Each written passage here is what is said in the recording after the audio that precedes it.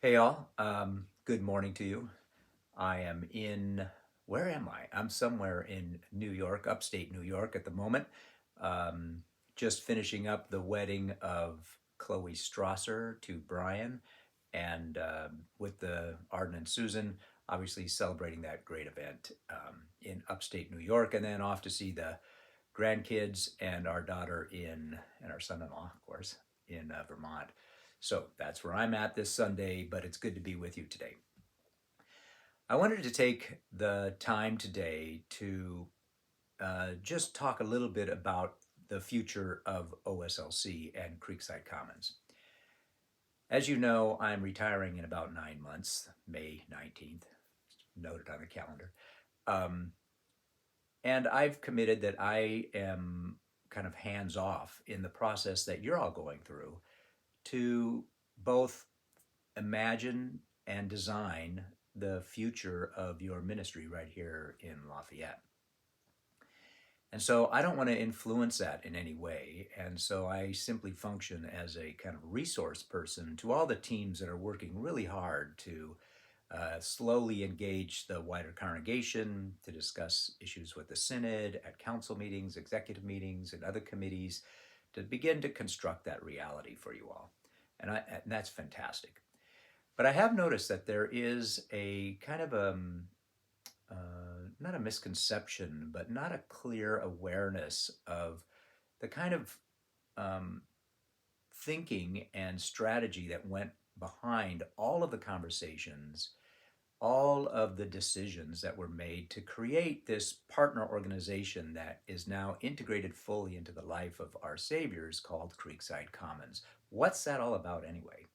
I mean, you know, as you enter the site that we have a big sign out front that says Our Savior's Lutheran Church, but all of the wayfinding, all the ways in which public kind of moves to our spaces is also supported by the the construct of Creekside Commons. We guide them into our space through um, that organizational name, right? That's a part of who we are, but that's kind of how it works. Well, what's that all about anyway?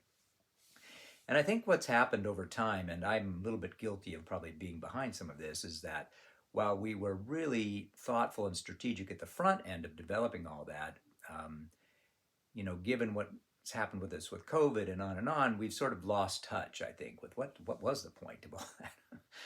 And clearly, we do know this. If you look at the budget for Our Savior's Lutheran Church, about 40% of that budgetary monies comes through generating revenue through all of the ways in which the public is engaged in Creekside Commons. So the Commons does support 40% approximately of all of our revenue stream to make ministry happen here. That's awesome. But it's not just about the money. And that's what I want to talk about today. It's really a model of ministry that I think is appropriate for our time. And I'm not going to ask you to agree with me, but I want to try to paint the picture of why I think that is and connect it to this text that you just heard about today, about this Canaanite woman who confronts Jesus. If you look back over the expansion of Christianity over time, particularly with Paul and Peter and the other followers of Jesus who are trying to create a movement from the teachings and way of Jesus, right? You will see that they had this capacity to set aside kind of religious piety in order to open up this journey not only to the Jews, the religiously pure in those days, those who understood how religion worked, but also they learned how to open it up to the pagan community as well, to the non-religious, to the impure. And yes, that caused a lot of controversy, and it caused a split, if you will, uh, to where Christianity was no longer seen as a part of Judaism, but a separate religion altogether. So you just think about that massive separation. But it was birthed out of this notion of a way in which God's new kingdom is not just linked to one particular religion, but is open to all people. So, how do you create a community that is not just targeted to the inside group of the religious elite or the ones who've mastered the dogma or the theology. How do you open it up so that it's open to all people, right? That is really the challenge that they faced. And you can see it in a lot of their writings. They learned this technique, this way of approaching religion from Jesus himself. Clearly, Jesus was someone who was moving into an articulation of God's grace, not solely for those who already saw themselves as God's chosen, but communities outside of that circle as well. We, even in Lutheran theology, I think, have this spirit embedded in our concept of the way in which God works. Martin Luther, in his relationship to the Catholic Church, would ultimately say, hey, we are saved by grace alone, apart from the works of the law, right? We don't get there by figuring out how to worship God or enter into pietistic practices. We're saved by God's grace alone. And so that changes the way in which we think about our religious expression in world, right? We're not creating a religion club. We're proclaiming God's grace for all. It's in our Lutheran theology as well. And I think it's also in the story that you just heard about this pagan woman who engages Jesus in this text for today. And I want to turn to that story, but if religion was a card game, clearly we have to learn how to deal cards on top of the table and under the table, right? That you can't just play the game on the surface. You have to be able to play the game under the surface as well. And you see it so clearly in this great story. Jesus has just fed the 5,000. You've heard of that story in the texts that lead up to this particular story for today. He has walked on water from last week, right? He's indicated that his way of life has mastery over the chaos that the world is experiencing in his time. And then he moves into pagan territory. He moves outside of sort of the influence of Jewish religious piety into places where people are viewed as unclean. So he's moving into those spaces now. And he's talking to people who are not a part of the religious construct of his time. That's where he meets this woman. She is a Canaanite woman. She is unclean. She is pagan. She's just not religious at all, right? That's who Jesus is talking to. And she approaches Jesus in this particular text and says, look, you know, I'm looking to you for healing in my life, right? I'm looking to you to manifest this healing you're bringing to the world to my life as well. And I'm not a part of your religious system. I'm not. And so Jesus understands this, and his first response mirrors what I think is the concern of so many of the pietistically religious people of his day, that, hey, I don't want anything to do with you, right? It seems a little gruff, but I think it's Matthew's way of framing the counter-argument to this. Jesus says, I've come for the lost sheep of Israel, right? I'm here for the religious people. That's what I'm here for. I'm here to deal all the cards above the table to all the people who know how to make religion work. That's the first approach here. But the woman is tenacious. And the woman says, yes, but even the dogs under the table, right, can live off the crumbs that fall to the floor. Can you manifest God's grace above the table, Jesus, and below the table, in the primary market and even in the black market, right? Can you work both sides of this table? And Jesus, amazed by her response, says yes. Your faith has been revealed to me in that response, right? Go, your daughter is healed. This healing happens because Jesus reframes, in the course of this little story, a ministry model, and that's what we're talking about, right? A ministry model that can operate at both levels. that could say, yes, I'm going to be here for the people who understand the way in which religion works. And yes, I'm going to be here for another subset of community that do not operate on that plane. I'm going to operate above table and below table. That to me is the reason why Creekside Commons is a ministry model. It's a ministry model that is grounded in this very text. It's grounded in the efforts of the early apostles to try to expand Christianity to the pagan world, to the Jew and the Gentile alike. It's linked to Lutheran theology. It is got that spirit in it. Now, you might not see that clearly because it doesn't operate like a worship service, but it does operate in a way about bringing healing to the world. Now, what's interesting about what happens after this text for this morning, we've heard about the crowds that have been following Jesus. He moves from this story into another story, and the crowds now get an adjective connected to them. They're the great crowds.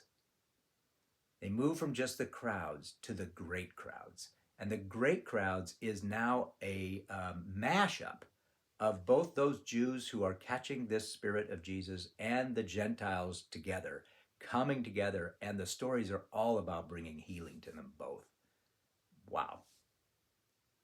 That's, in my mind, a model of ministry to embrace for our time. What does that look like?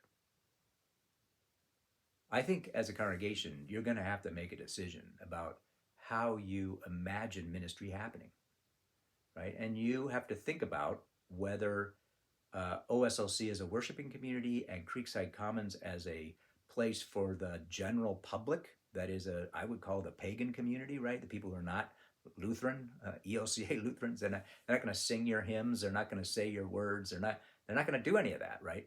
But we all long for a world that is experiencing some sense of healing and wholeness. That matters to us all.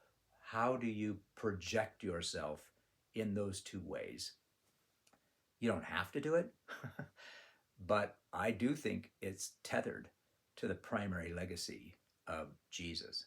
I do think it's tethered to the primary legacy of the apostles. I do think it's tethered to the primary legacy of Martin Luther as well. And that's why I've been such an advocate for it for so long. And but my time is running out. So it's your turn to, deal the cards.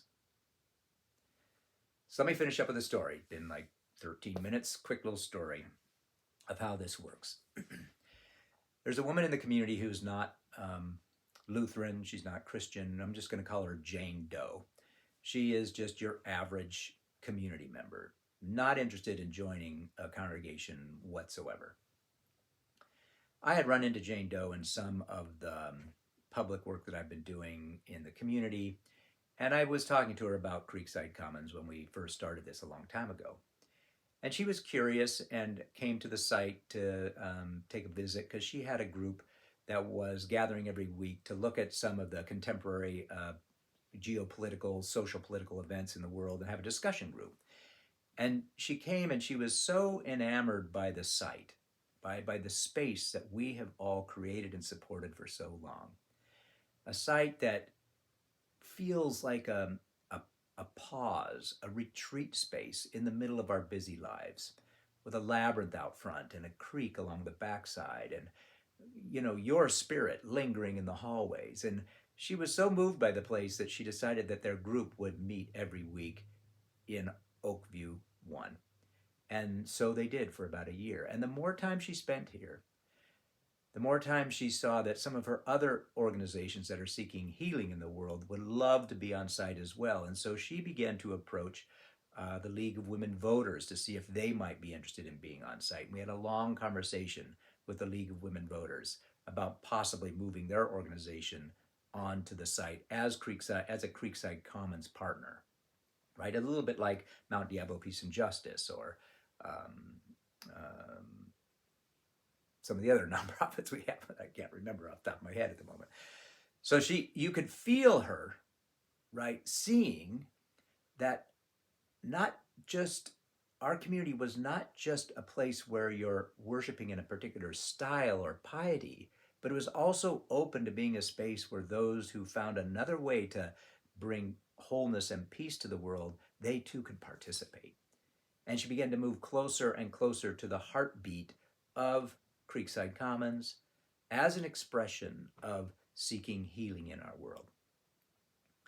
The last time I saw Jane Doe was pre-COVID, I believe, at our final Dia de los Muertos event, a community event that's designed to bring a particular kind of spirit to the community that is kind of like religious and secular blend, right? That's what we do with those events. She brought all of her grandchildren to that event. And I walked into the kitchen. It was a very busy event, obviously, with music and the food truck and experiences of lighting candles and honoring your loved ones. But in the kitchen, they were making pan de muerto, which is a particular bread that is made on this Mexican celebration. Packed with kids in the kitchen. It was a zoo in there. And there she was with all of her grandkids making pan de muerto, participating in one of our events, moving into an experience that was deeper than just using the site, but was now engaged in a different way. And I don't know where all this is going, but I think that combination of being a worshiping community right here in this space, but also being one that can provide experiences for the common, folk who are not necessarily interested in becoming Lutheran, but seek the same thing that this woman in the text is seeking, right? Healing for the children of our world. That can be done through Creekside Commons as well. Ultimately, it's a decision you're going to have to make as you move forward. How do we do this? But I do want you to understand what's behind all of that energy that's now a part of our congregational life and our site, right? Understand that was the point of it all, was not just to make revenue by empty spaces that we could no longer occupy. Yeah, that's been helpful.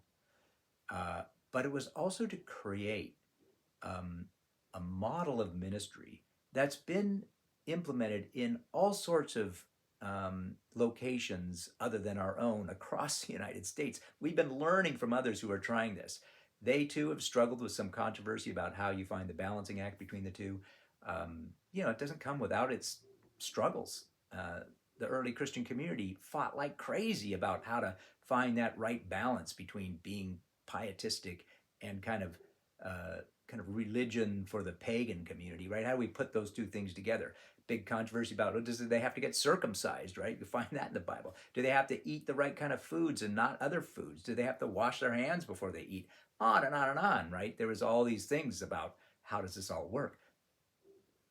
My guess is that controversy is never going to end, right? That's sort of the problem with doing this. It's a challenge. But is it important work? Is it our call to be able to deal the cards above the table like we do, and also deal them below the table? Who gets to be inside of God's great embrace? And how does church create a model that allows that to happen? That, to me, is the question. I think we see it in this text, in the early Christian movement, life of Jesus, the life of Luther, and I see it in the way in which we're working today. But that's a question you got to ask yourselves as you move into your future. All right? All right, so I'm going to go back to playing with the grandkids who are not religious at all, although they go to Catholic church. So I'm sure I'll get in some theological conversations with them along the way at the water park. But it's my hope, obviously, for you all, whether I'm there or not there, that you at least ask yourselves these questions and seek to continue to find creative ways to be God's healing embrace in the world. Amen.